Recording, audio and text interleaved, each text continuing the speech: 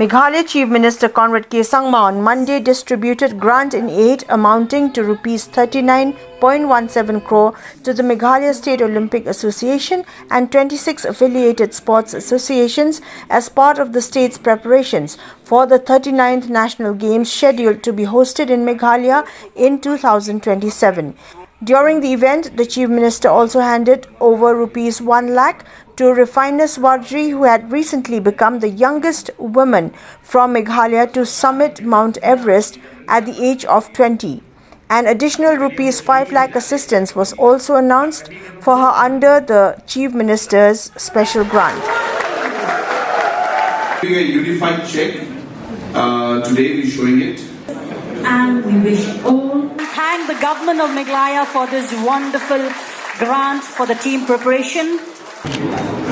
Okay.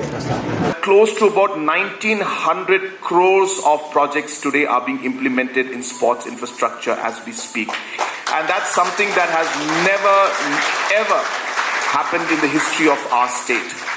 In fact, if you look at the artificial turfs for football that are coming up, we'll be having close to 50 artificial turfs throughout the state. That is the largest number any state has in the country.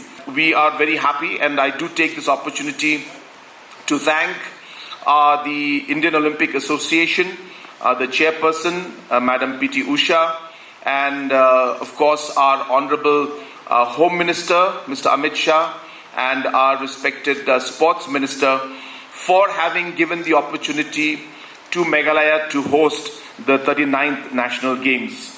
I also would like to mention to you that today's program is something that's very special and very, very unique.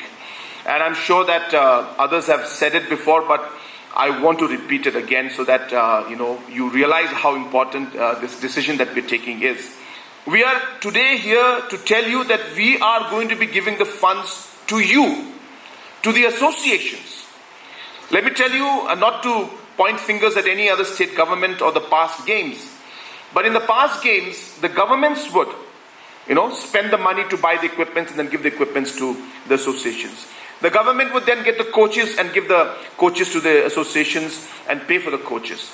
Maybe this is the first time in the history of the country that a state government is actually going to give the funds to the associations. And we are going to be making you part of the decision making, because we realize that you know best. You know what you need.